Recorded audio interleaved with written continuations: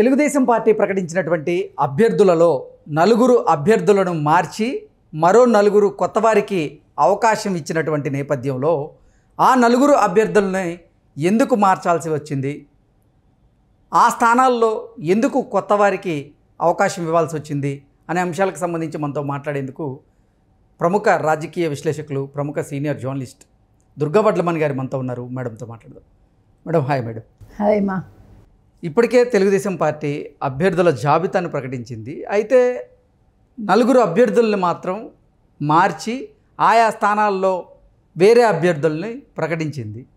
ఆ 4 స్థానాల్లో అభ్యర్థుల్ని ఎందుకు మార్చింది, ఎందుకు మార్చాల్సి వచ్చింది, ఎందుకు వేరే వారిని అక్కడ అభ్యర్థులుగా ప్రకటించాల్సి వచ్చింది అంటే ఏం చెప్తారు?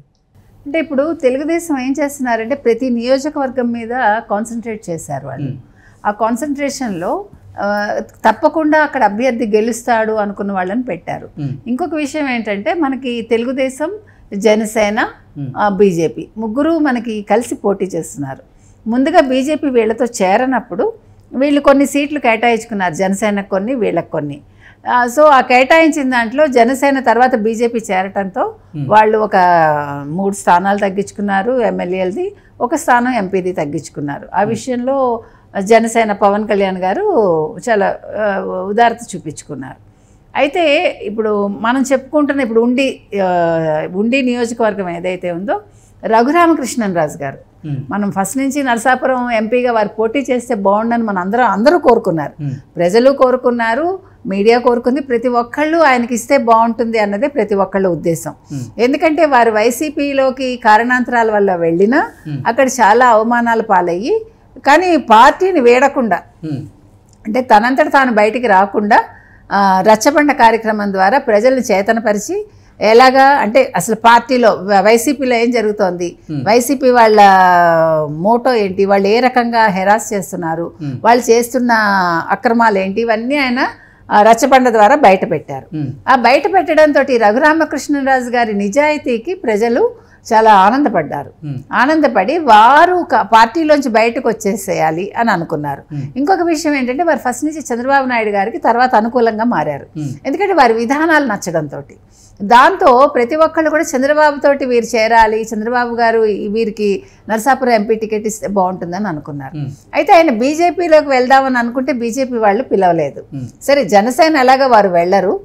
సో అప్పుడు తెలుగుదేశంలో ఈయన చేరి ఒక పార్టీ అభ్యర్థిగా చేరాక మనం ఎదురు చూస్తున్నదే ఇవాళ, ఆ తరుణం ఇవాళ వచ్చింది. మంచిదే, వారికి ఉండి టికెట్ ఇచ్చారు. అయితే నరసాపురం ఇవ్వాలని అనుకున్నారు, కానీ అప్పటికే వాళ్ళు బీఫామ్ ఇచ్చేసుకున్నారు వాళ్ళ క్యాండిడేట్కి. అక్కడ ఎవరు బీజేపీ వాళ్ళు ఒప్పుకోలేదు. ఇంకా ఒప్పుకోకపోవడంతో ఇంకా చంద్రబాబు నాయుడు గారు ఇంకా ఆలోచించి అప్పుడు మన రఘురామకృష్ణరాజు గారికి రామరాజు గారి స్థానంలో వీరికి ఇచ్చారు. రామరాజు గారిని బుజ్జగించి వారిని పార్టీ అధ్యక్షుడిగా వాళ్ళు, అంటే అక్కడ ఆ జిల్లా పార్టీ అధ్యక్షుడిగా ఇప్పుడు నియమించి ఫ్యూచర్లో వారికి తగిన గౌరవం ఎలాగ ఇస్తారు. ఇది మనకి ఉండి గురించి. ఉండిలో ఎలాగ వారి గెలుపు నల్లేరు మీద నడికే, మనం ఏం చెప్పుకోకర్లే. రఘురామకృష్ణరాజు గారికి కూడా ఇష్టమే, ఉండి అయినా వారికి పర్వాలేదు, నరసాపురం అయినా పర్వాలేదు. కాబట్టి ఆ రకంగా వారి కోరిక ఫుల్ఫిల్ అయింది, ప్రజల కోరిక కూడా తీరింది. రెండో అభ్యర్థి అనకాపల్లిలోని మాడుగులకు చెందిన పైలా ప్రసాదరావు. అయితే పైలా ప్రసాదరావు గారికి ఇచ్చారు, కానీ ఆయనకి అక్కడ నియోజకవర్గం నుంచే వీరికి ఎవరికి చంద్రబాబు నాయుడు గారికి ఫీడ్బ్యాక్ వచ్చింది. అంటే పైలా ప్రసాదరావు అంత బాగా ప్రచారంలో కానీ మిగతా విషయాల్లో ముందంజలో లేరు వారు. ప్రజలు కూడా అంత యాక్సెప్టెన్సీ కనిపించట్లేదు. ఇప్పుడు గెలుపు అనేది చాలా అవసరం ఎవరికి, టీడీపీకి కానీ కూటమికి కానీ. అందుకని మాజీ ఎమ్మెల్యే, మాజీ మంత్రిగా ఉన్న బండారు సత్యనారాయణ గారికి ఇప్పుడు మళ్ళీ ఆ సీటు కేటాయించారు. ఇది కూడా మనం మెచ్చుకోవచ్చు. ఎందుకంటే బండారు సత్యనారాయణ గారు ఆల్రెడీ మంత్రిగా ఉన్నారు, వారికి అక్కడ ప్రజల్లో కూడా మంచి గౌరవాభిమానాలు ఉన్నాయి. కాబట్టి వారి విజయం కూడా నల్లేరు మీద నడకవుతుంది.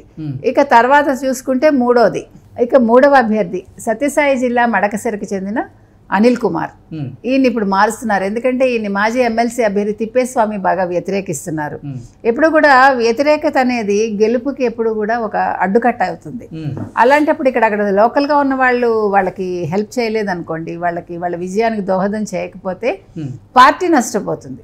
ఇప్పుడు ఒక క్యాండిడేట్ గెలిపోవటంలో అనేది ఆ లోకల్గా ఉండే వ్యక్తుల మధ్య లేకపోతే అక్కడ ఉండే నాయకుల మధ్య ఉంటుంది, కార్యకర్తల సమన్వయం అనేది చాలా అవసరం. అది లేనప్పుడు ఆ వ్యక్తి ఓడిపోతాడు. అందుకని వీరు ఆలోచించి ఇప్పుడు ఎవరు ఎంఎస్ రాజుకి ఇస్తున్నారు. సో అది దళిత విభాగానికి చెందింది కాబట్టి ఎంఎస్ రాజుకి ఇస్తున్నారు. అంతకుముందు ఎంఎస్ రాజుకి యాక్చువల్గా బాపట్ల నియోజకవర్గంలో పెట్టాలనుకున్నారు, కానీ అది కుదరలేదు. సో ఇప్పటికి 3 అయ్యారు. ఇక నాలుగో అభ్యర్థి అన్నమయ్య జిల్లా తంబళ్లపల్లెకి చెందిన జయచంద్రారెడ్డి. ఈయన ఎందుకు మార్చాలనుకుంటున్నారంటే ఈయనకి వ్యాపారాలు ఉన్నాయి, ప్లస్ ప్రచారంలో వెనకబడ్డారు ఈయన.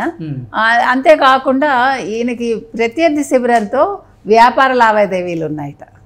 అదొక అంటే ఆ విషయం వినడం వల్ల ఈయన్ని మార్చాలనుకుంటున్నారు. అయితే ఇక్కడ ఇంకా అభ్యర్థి ఫైనల్ కాలేదు. ఇప్పుడు ఎవరెవరిని అనుకుంటున్నారంటే ప్రత్యామ్నాయంగా మదనపల్లి మాజీ ఎమ్మెల్యే దొమ్మాలపాటి రమేష్ సతీమణి సర్లారెడ్డి కానీ, లేకపోతే మాజీ ఎమ్మెల్యే శంకర్ యాదవ్ ఆయన కానీ, తర్వాత చిప్ తయారీ బహుళజాతి సంస్థలో ఉన్నత స్థాయిలో పనిచేస్తున్న కొండా నరేంద్ర పేర్లు వినిపిస్తున్నాయి. సరే, మరి వీళ్ళల్లో ఎవరిని సెలెక్ట్ చేస్తారో చూడాలి. ఇక దెందులూరు మీద మాత్రం ఉత్కంఠ ఇంకా కొనసాగుతోంది. ఇప్పుడు ఏలూరు జిల్లా దెందులూరు అసెంబ్లీ నియోజకవర్గం ఇంకా ఫైనల్ కాలేదండి. ఎందుకంటే అక్కడ ఉన్న చింతమనేని ప్రభాకర్ని మార్చాలని టీడీపీ అనుకుంటోంది, కానీ ఎవరు ఒప్పుకోవట్లేదు అందుకు. ఎందుకంటే చింతమనేని ప్రభాకర్కి అక్కడ బాగా గట్టి మద్దతు ఉంది. అక్కడ లోకల్గా కూడా అందరూ ఆయన కోరుకుంటున్నారు. అయితే బీజేపీ వచ్చి అనపర్తి స్థానం మాకు కేటాయిస్తే మేము ఇక్కడ అభ్యర్థిత్వానికి ఒప్పుకుంటాం అంది.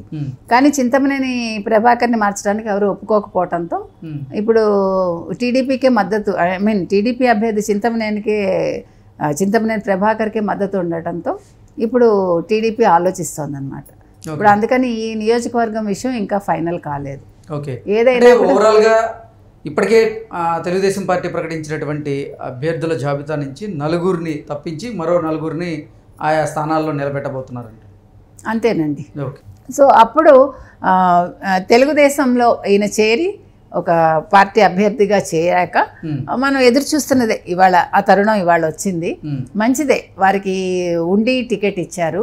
అయితే నర్సాపురం ఇవ్వాలని అనుకున్నారు, కానీ అప్పటికే వాళ్ళు బీఫామ్ ఇచ్చేసుకున్నారు వాళ్ళ క్యాండిడేట్కి. అక్కడ ఎవరు బీజేపీ వాళ్ళు ఒప్పుకోలేదు. ఇంకా ఒప్పుకోకపోవడంతో ఇంకా చంద్రబాబు నాయుడు గారు ఇంకా ఆలోచించి అప్పుడు మన రఘురామకృష్ణరాజు గారికి రామరాజు గారి స్థానంలో వీరికి ఇచ్చారు. రామరాజు గారిని బుజ్జగించి వారిని పార్టీ అధ్యక్షుడిగా వాళ్ళు అంటే అక్కడ ఆ జిల్లా పార్టీ అధ్యక్షుడిగా ఇప్పుడు నియమించి ఫ్యూచర్లో వారికి తగిన గౌరవం ఎలాగ ఇస్తారు. ఇది మనకి ఉండి గురించి. ఉండిలో ఎలాగ వారి గెలుపు నల్లేరు మీద నడికే, మనం ఏం చెప్పుకోకర్లే. రఘురామకృష్ణరాజు గారికి కూడా ఇష్టమే, ఉండి అయినా వారికి పర్వాలేదు, నరసాపురం అయినా పర్వాలేదు. కాబట్టి ఆ రకంగా వారి కోరిక ఫుల్ఫిల్ అయింది, ప్రజల కోరిక కూడా తీరింది. Okay madam, thank you so much.